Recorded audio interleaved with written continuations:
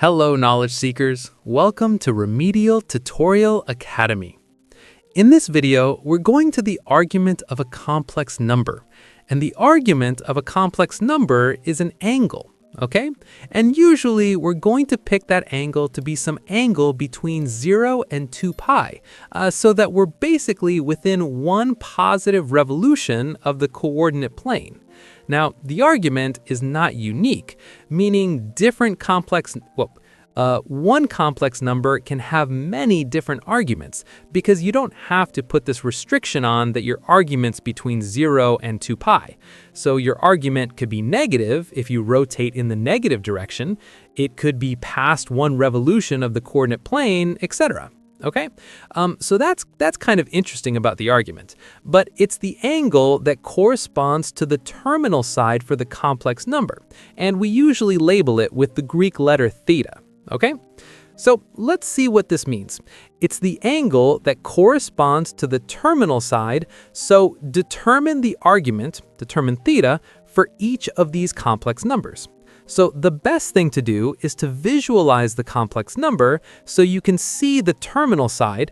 And so if I graph the complex number 3 minus 3i in the complex plane, then I've got 3 on my real axis. So I'm going to move right 3 and I'll move down 3. So this distance here is 3, and then I go down negative 3, and my point lands over here. So my terminal side is right there.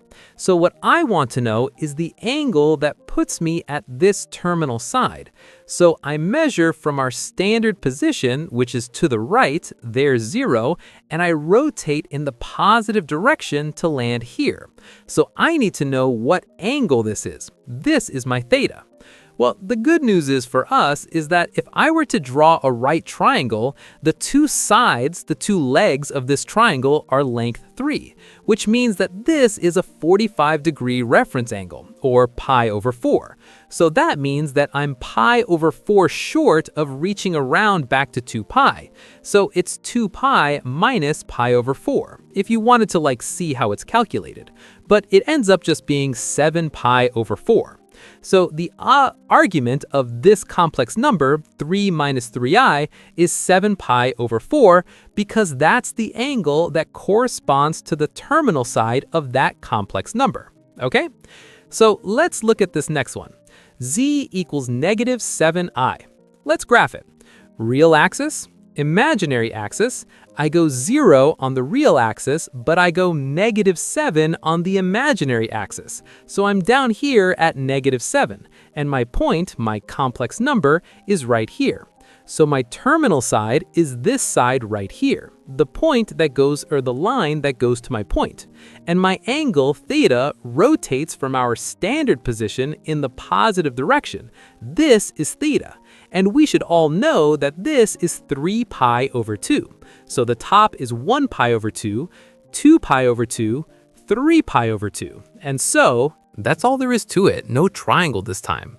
Okay, let's do another one. So this time I'm going to move left on my real axis, negative 2 square roots of 3, and I'm going to move up 2 on my imaginary axis and get my complex number, my point over here.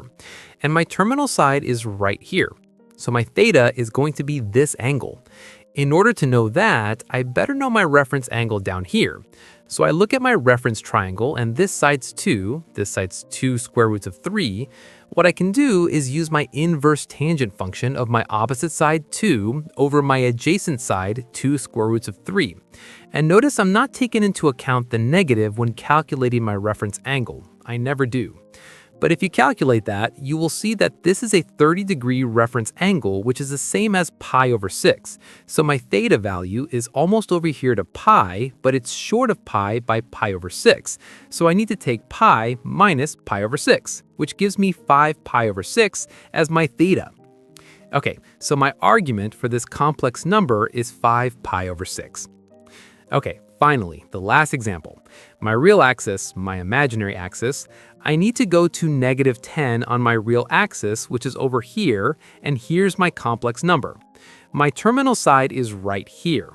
My angle theta is measured in the positive direction, and we all know that that theta is pi, so that's my argument for the complex number negative 10. And that is all there is to argument, the angle formed with the terminal side of the complex number.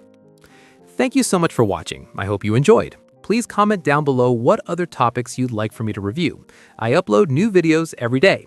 Don't forget to subscribe and share for your friends and classmates. See you next time.